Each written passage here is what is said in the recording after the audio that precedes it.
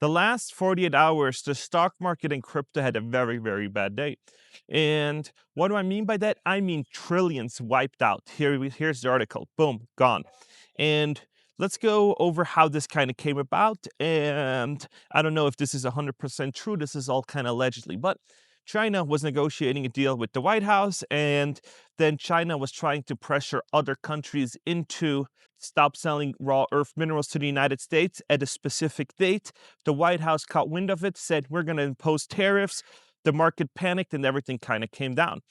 And whenever I make content and I say, don't invest in stuff that you don't know and don't do margins, don't do crazy leverage. The problem isn't that it's leverage. The problem is that it's human psychology. Once you win once you get the hook of it, once you're starting to become like a winner and you make from $500 to 10,000 or something like it, you think you are untouchable. And I've seen it because I was in crypto in early 2016 and I was doing some trading, doing some stuff. And all of a sudden, one of these coins really goes up. And all of a sudden, your account that had like $200 in it, all of a sudden has $10,000, $15,000 in it. And you sell out and you're like, man, that was a bull run. That was crazy. And the same happens when Bitcoin then all of a sudden goes from 3,000 to 20,000 to like 60. Like it's never going to go down. So you leverage yourself, you do more, and then all of a sudden it does drop and it is going to liquidate you. So let's watch this guy talk about what happened on Friday. Yesterday was a historically bad day for crypto traders. There was $19 billion in liquidation over a 24-hour period. To put that into context, COVID crash, there was $1 billion in liquidations. FTX crash, $1.6 billion in liquidations. Yesterday, $19.31 billion in liquidations. Here's a look at some wallets. You will see behind me, there were multiple with over $15 million lost in a 24-hour span. Now, crypto didn't go to zero. Bitcoin, Ethereum did have a tough 24 hours, but they were only down 10, 15% at max. But a lot of crypto traders trade on leverage and with meme coins and with very risky assets. This guy behind me, I have a friend that was close to $30 million net worth, almost a decade in crypto. Lost the whole $30 million yesterday in 10 minutes on cross margins. An entire decade and multiple generations he could have retired, all gone in 10 minutes. Now, trolling is common in the crypto community, but it didn't seem like it was happening yesterday. We have to take this guy's word, but he said that he lost $15 million lost. He was invested in something called SUI, and he said this industry is a scam. Goodbye forever. I'm liquidated totally. $802,000 lost. Bye-bye, Twitter. There were some very scary tweets, too. People that seemingly lost everything, all of their money, mentally, really in dark places. I have chosen not to share those, but there were a lot of those on Twitter I saw. But what's crazy is yesterday, 30 minutes before Trump's tariff announcement, an individual opened a hyperliquid account, a place that you can short Bitcoin or long it, and closed with an $88 million profit. The insider who opened his trade 30 minutes before the Trump tariffs closed his trades for $192 million in profits.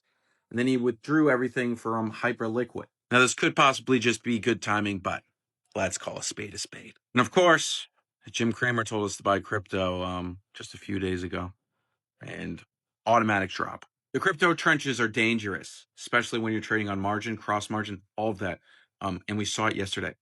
And if you are involved in that, please be careful. It can just go like that. Like it's the ultimate casino. And also remember, there's more to life than just numbers on a screen. Yeah, this is what happens. People lose a whole bunch of money. And whenever you get into stuff and you win a little bit, like let's say you get into crypto trading, swing trading, and you win a little bit, and then you're like, let's add more leverage. Let's make this grow faster. And then you're going to get comments like this. 5K managed, got liquidated for 15K. And other people are like, yep, that's what happens. And this is just like if you're going to do stuff like that, you always have to put insurance in place. But like I said, if you bring that account from 0 to 30 million, or let's say you invested 100 grand or something like it, and you have $30 million at the end of the day. It looks like you are untouchable. That must give you an amazing good feeling that you brought that account up to such a high amount. But then all of a sudden, market downturn, you weren't protected. You used all of your collateral, all of your money as collateral, and then they sold out. And this is just absolutely brutal for a bunch of people. And now I'm going to show you another video of another guy that basically lost everything, and now he's like, oh gosh, I have to sell everything to kind of build up my portfolio again. And he's basically warning us that if you're gonna go do leverage, don't do it. It's not worth it because he lost everything. So absolutely crazy that these last 48 hours have been. All right, so crypto just took the biggest dump I've ever seen in my life. Solana dipped from $210 all the way to 140, so I'm announcing I will be selling my AMG. This is it. I don't know what to say. I officially have lost it all in crypto. I literally have to sell my car. And yeah, pretty much every asset I have is going to go back towards building up my portfolio. Don't leverage trade, have some money in spot, and be careful. So, like I said, people people win a little bit. They think, let's add this, let's multiply this. I can keep on going and I can do it again. And then you have that fear of, oh my gosh, I missed out on this, I missed out on that. And then the psychology behind it is you're constantly trying to redo it. And the problem of society today, I think it's probably everywhere, not just in Europe and the US. People don't want to get rich over 5, 10, 15 years span. They want to get rich overnight. And so they spend stupid money trying to achieve that. And then it's gone, and that just costed them 5, 6, you saw it, $15,000 because they didn't want to build it up over time. They thought, oh, I'm smarter than the market.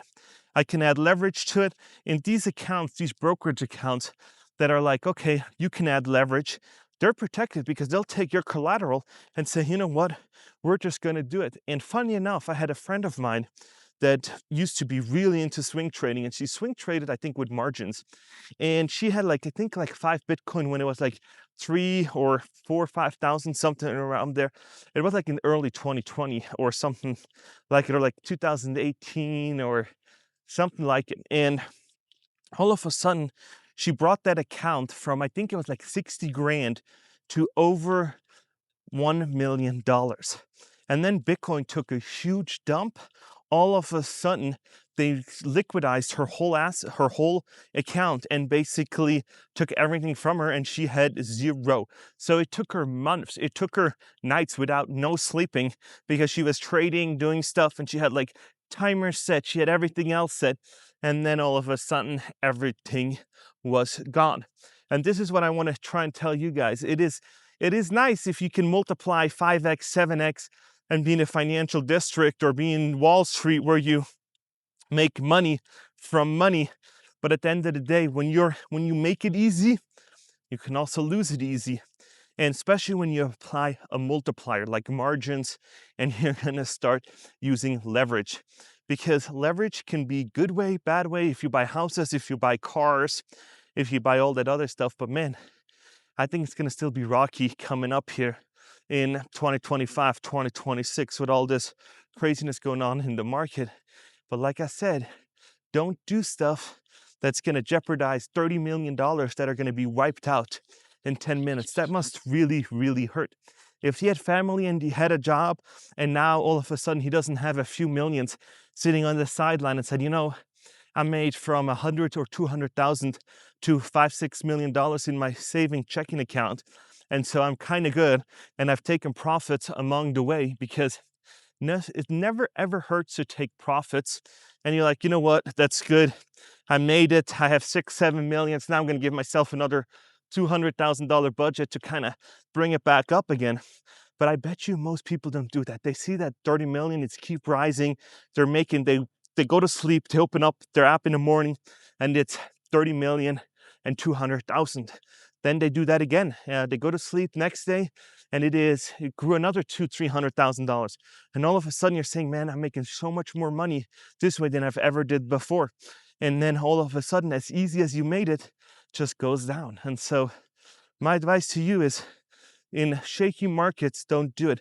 And you really, really got to know your stuff, because man, getting liquidated like these people, and when you go on X or Twitter and you type it in, It is brutal. The market was just crazy. And the problem that I think is the big players, they already got their money. They got out. And those were probably the people that were selling. It was the common folks that were holding the back, that were providing liquidity and making sure that, oh, all of a sudden this sells and all of a sudden my stuff's worthless. So yeah, it is absolutely crazy to see these people on X now, and some of them are in very dark spots now because they lost their whole life savings. And this is another rule: don't invest your whole life savings. Take profits on the way up. And Warren Buffett even says, I keep quoting him because he knows it, and he always says that nobody goes broke when you take profits. People go broke because they apply everything, they invested everything, and then they lose it all. So yeah, this is another life lesson in don't leverage yourself. Playing with debt is playing with fire. It can go really great for really long, and then all of a sudden, when it doesn't go very well, you burn yourself to not 1 degree, not 3, it's like 20th-degree burns because you just gambled away. It's like a hyper casino where everything's on steroids and everything else. So yeah, make sure if you're going to get into that space that you know what you get yourself into, because holy smokes, these altcoins, so there's like Bitcoin, Ethereum, and all these other ones, and then there's these altcoins, the smaller cap ones that can have a bull run and all of a sudden it pops and you can make hundreds of thousands of dollars overnight if you get in early. And the other way is when you hear influencers promote these coins and then they use your liquidity, your money, to then sell off and become rich and make 5, 6, 8, $9 million. And you've seen it all on the internet. You just typed in rug pull and you can see that. So yeah, it is the wild, wild west out there. And the funny part is when I started, I had a crypto company. I tried to do something in crypto. So what I was trying to do in crypto was that these people that don't know and are new to me that follow me now. So I think in 17, 18, I started a crypto company, and I was gonna put titles of homes on blockchains. And I was going to say, if you don't have to go to the title office and you don't have to put in a whole bunch of paperwork, if the title is decentralized on the blockchain, everybody can own different assets, and it's an easier way for you to trade it or to buy it, or you can have fractional ownership and something like that on the blockchain. But our biggest problem was we were a security, and that requires a Reg D filing. And I actually hired a lawyer to see what you can do, and it was going to be very expensive. I think I paid the lawyer, $4,000 or $5,000 to see where this will go. And they said, yeah, yours is security, and once you have securities, it is a very, very hard, a hard what do you call it? It's very hard to sell it because you need accredited investors and you need to know your customers and everything else, because you're seeing that all these people that talk online and saying, we'll guarantee a 10-15% rate on return. If you lose accredited investors' money, that's okay because they're accredited investors. They have millions of dollars. They knew what they got themselves into. What I always say, but if you take money from unaccredited investors from a mom and pop shop that needed that money to pay their bills, then all of a sudden they're going to be really, really, really mad at you when you lose all their money and they cannot make it back. And then there's a few people that might lose their money. Then there's a lawyer that says, let's bring up a class action lawsuit, and then you're going to get hosed. And so we did not go forward with that because at the time I didn't have the money, I couldn't do it.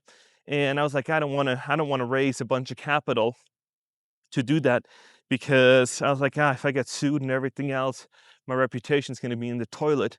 And so I was like, nah, let's not. So I closed that company and kind of was done with that. I still made some money on crypto.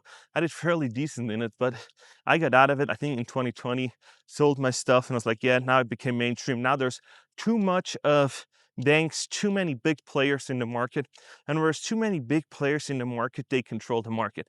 Before that, it was like it wasn't too institutionalized. It wasn't that big banks were holding it. It wasn't that Tesla offered it. It wasn't that so many other people were doing it. It was small, like mom and pops people and a whole bunch of other places. And miners and everything else was kind of more on the fun side. And then all of a sudden it became mainstream, and then the fun was gone. And this is another lesson that people need to understand. Once your cab driver or your Uber driver tells you about it, it is done. You don't need to invest in it.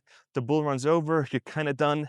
And what's going to happen is there's going to be a sell-off, and you're probably going to be losing some money. So yeah, this was kind of how stuff goes. You win it all or you lose it, or you take some profit on the way up. But people don't want to do that. They think, that's not going to happen to me. The greater fool theory, right, that I always talk about. And all of a sudden, you're in trouble because you lost so much money.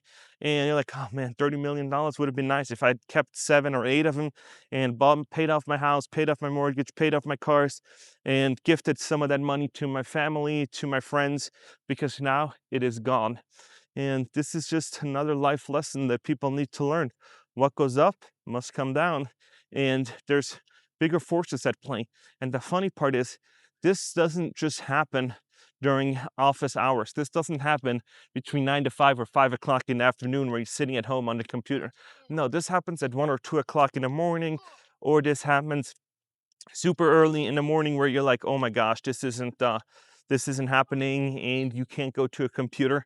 And then you're like, oh my gosh, I'm in this meeting, I'm getting notifications that my money's being liquidated on my trading account, but I can't get out of this meeting, because if I'm going to get out of this meeting, then I'm going to lose my job, and then I lost my job and my portfolio. So yeah, this is what happens to people. And yeah, absolutely crazy. So I have to start wearing a sweater here in Vegas because, man, it's starting to get a little chilly. The temperatures are dropping. And even though it's still nice out, winter is coming. And so I saw videos of people up north getting snow, and I'm like, oh man, I'm just glad I'm still in shorts, but with a sweater. And yeah, this is why I live in Las Vegas. But this has just been a crazy 48 hours.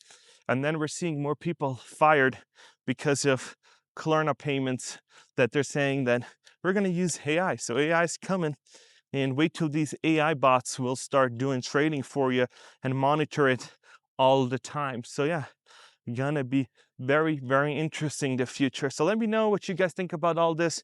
If you haven't, please like and subscribe. This was my Sunday video. I couldn't do one yesterday. I was kind of busy with Calvin doing stuff and with Ali. And yeah, I should get back to it once this kind of all settles down. I should be posting a little bit more frequently. But yeah, this was it for this video. I appreciate it, and thank you so much for watching. I'll see you guys in the next one.